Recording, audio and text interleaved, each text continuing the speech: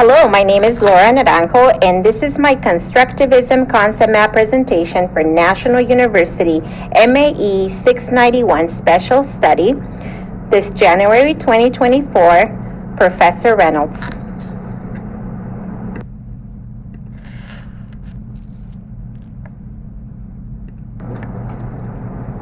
Reading fluency is the ability to read with proper speed, accuracy, and expression. Children must be able to read to comprehend what they are reading. Students who can read are students who have developed phonemic awareness, phonics, vocabulary, and fluency skills. These foundational skills will prepare students for more challenging skills such as reading fluency and reading comprehension. According to Reading Rockets 2024, reading comprehension is the reason for reading.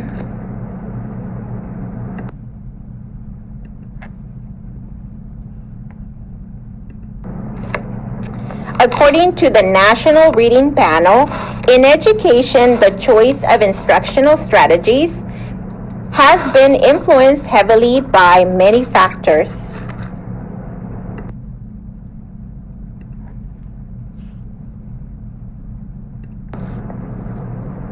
For this presentation, the superordinate construct components are labeled in red, the subordinate components are labeled in green, followed by other subsets labeled in blue and orange.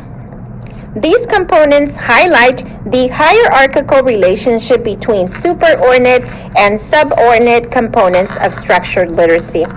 As you can see, constructivism has many facets. For this assignment, I will be describing structured literacy and its components with focus on teaching struggling readers how to achieve reading fluency and reading comprehension. I have labeled this skill as developed and mastered because I feel I have mastered many of these facets through repeated reading practice activities and through reading intervention strategies.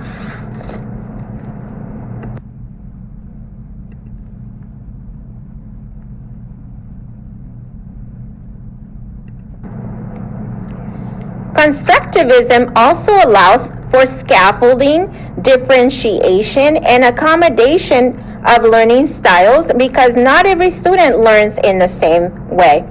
Varied learning styles lends itself for graphic organizer inclusion to support the needs of all students. Here you can see the relationship between constructivism, structured literacy, differentiated instruction, and teaching strategies. Teaching strategies include structured scope and sequence lessons on phonological awareness, phonics, sound syllable association, morphology, syntax, and semantics. Differentiation may be best described as providing varied support systems for students until students can achieve on their own. Differentiated or scaffolded lessons include using graphic organizers, small group instruction, reading intervention time, one-on-one pull-out intervention, readers theater activities, echo reading activities, repeated reading activities, and small group instruction of 4 to 5 students.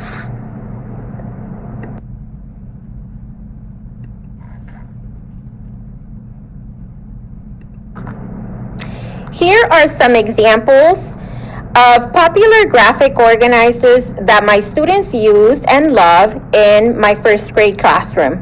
One of them is a flow map, also known as a sequence map, because these sequence maps, they help students read a story first, and then students are able to jot down information that tells the sequence of events.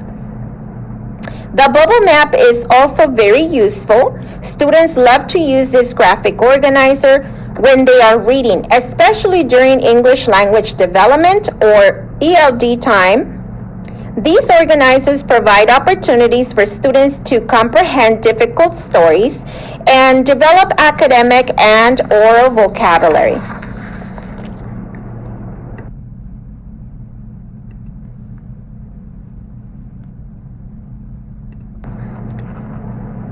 Finally, this is by far one of my favorite graphic organizers called a Freyer model.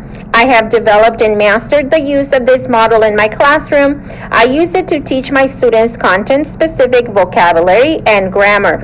As students write the vocabulary words in the center, they are able to provide a definition to the word.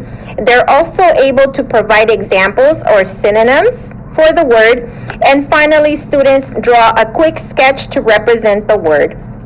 Sometimes when students finish this task early, they get to color their sketches, which is one of the students' favorite part of this graphic organizer.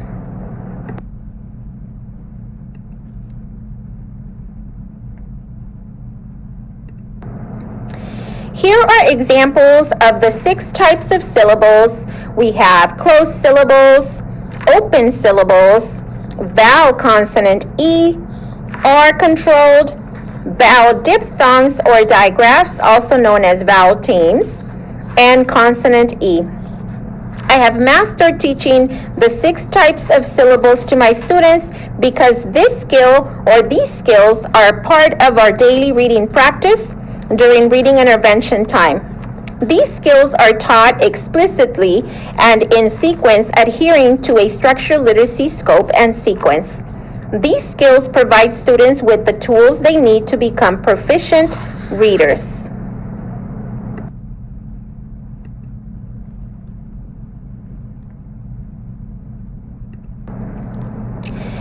And here you see a copy of a semantics triangle, which shows a visualization that illustrates that words are just symbols that we have given meaning to.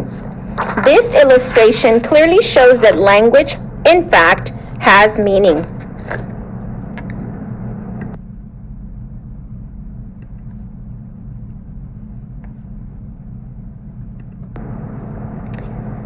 According to Reading Rockets, students become proficient readers when teachers follow critical elements that are taught in structured literacy.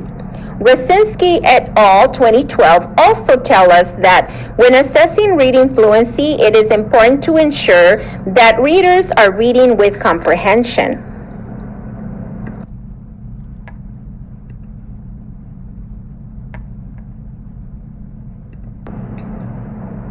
What does the data show regarding reading fluency?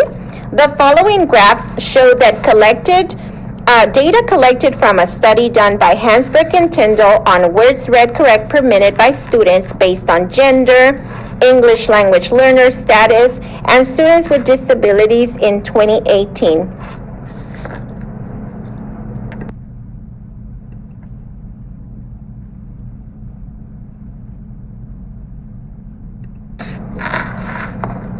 The following are 2 additional graphs from the same study by Hansberg and Tyndall in 2018. Research-based strategies are not my forte yet. I have not yet mastered this area, but am working on developing effective reading fluency and reading comprehension building skills through my master's program. This qualitative and quantitative data helps educators see the value of selecting appropriate instructional strategies for their students.